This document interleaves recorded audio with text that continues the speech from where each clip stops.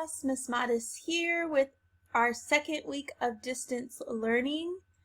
This week we're going to be focusing on the story 11 by Sandra Cisneros. You'll also have 10 questions to answer based on this story, and you will have a writing prompt to respond to.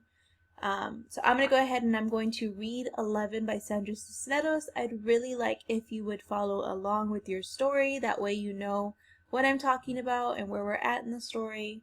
But I'm going to go ahead and start. 11 by Sandra Cisneros. What they don't tell you about birthdays, and what they never tell you, is that when you're 11, you're also 10, and 9, and 8, and 7, and 6, and 5, and 4, and 3, and 2, and 1. And when you wake up on your 11th birthday, you expect to feel 11, but you don't. You open your eyes and everything's just like yesterday. Only it's today. And you don't feel 11 at all. You feel like you're still 10. And you are, underneath the year that makes you 11. Like some days you might say something stupid, and that's the part of you that's still 10. Or maybe some days you might need to sit in your mama's lap because you're scared, and that's the part of you that's 5. And maybe one day when you're all grown up, you will need to cry like if you're 3, and that's okay. That's what I tell Mama when she's sad and needs to cry. Maybe she's feeling 3. Because the way you grow old is kind of like an onion, or like the rings inside a tree trunk, or like my little wooden dolls that fit one inside the other, each year inside the next one. That's how being 11 years old is. You don't feel 11.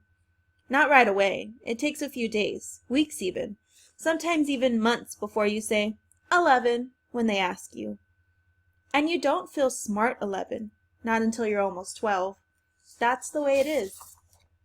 Only today I wish I didn't have only 11 years rattling inside me, like pennies in a tin Band-Aid box. Today I wish I was 102 instead of 11, because if I was 102, I'd have known what to say when Mrs. Price put the red sweater on my desk.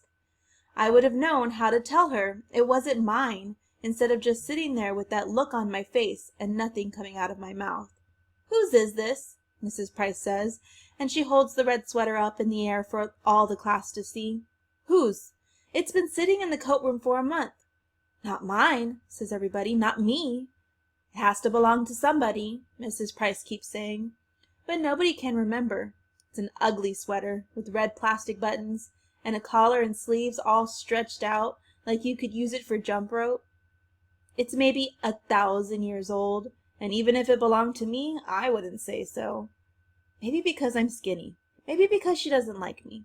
That stupid Sylvia Saldivar says, "I think it belongs to Rachel." An ugly sweater like that, all raggedy and old? But Mrs. Price believes her. Mrs. Price takes the sweater and puts it right on my desk. But when I open my mouth, nothing comes out. "You're not mine," I finally say in a little voice that was maybe me when I was 4. "Of course it's yours," Mrs. Price says.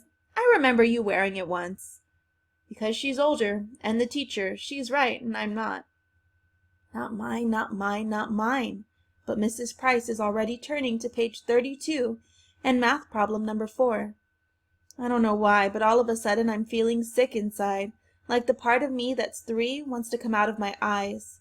Only I squeeze them shut tight and bite down on my teeth real hard and try to remember today I am 11. 11.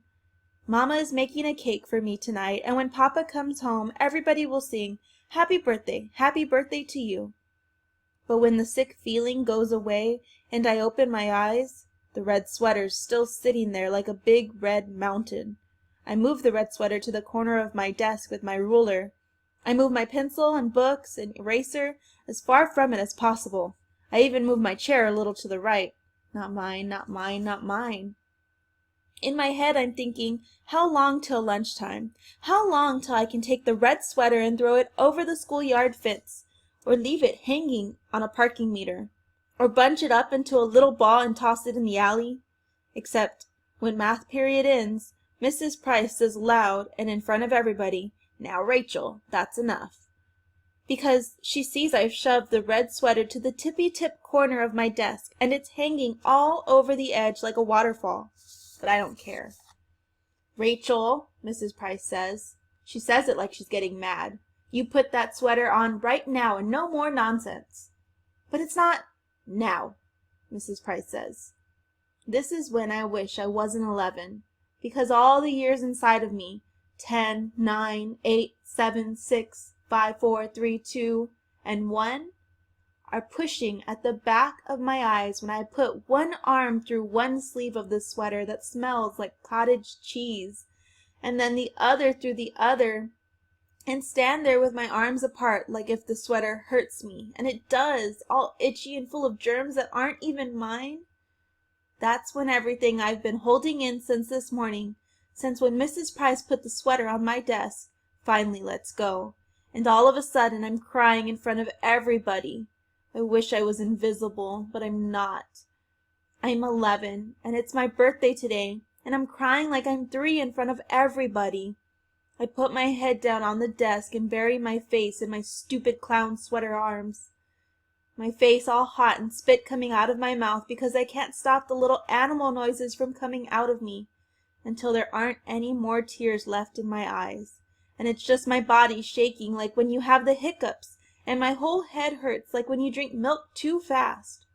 But the worst part is right before the bell rings for lunch, that stupid Phyllis Lopez, who's even dumber than Sylvia Saldivar, says she remembers the red sweater is hers. I take it off right away and give it to her, only Mrs. Price pretends like everything's okay. Today, I'm 11. There's a cake Mama's making for tonight, and when Papa comes home from work, we'll eat it. There'll be candles and presents, and everybody will sing, Happy birthday to you, Rachel, only it's too late. I'm 11 today. I'm 11, 10, 9, 8, 7, 6, 5, 4, 3, 2, and 1. But I wish I was 102. I wish I was anything but 11, because I want today to be far away already, far away like a runaway balloon, like a tiny O in the sky, so tiny, tiny you have to close your eyes to see it. Okay guys, so go ahead, start working on the questions. In a moment, I'm going to do my shoutouts. I'm just going to pause really quickly, and I'll come back and I will do this week's shoutouts. Khaleesi, you want to say anything? No? Okay. My dog is asleep. Okay, so shoutouts for this week. Go to Jesser in first period. He was really on it, asking questions, trying to get his work completed. In fourth period, we have Ricardo, who again completed all his work, was asking questions, made sure his work was turned in for the week. Beto in fifth period, he was on it. He was up every morning checking his work, responding to any questions that I asked him or that he asked me. Fifth period in general has been on it. They've been turning in all their work, asking questions. Ansley in sixth period, she set up her own schedule. She's been on it, making sure that all her work is complete. And in seventh period, Melina, who has been working through all her work the best that she can since before we even announced that we were doing distance learning. So she's really been on it these last 2 weeks. So great job, everybody. I hope y'all have a great week. Please reach out if y'all have any questions, and I will get back to you and answer them as quickly as I can. But have a great week, guys.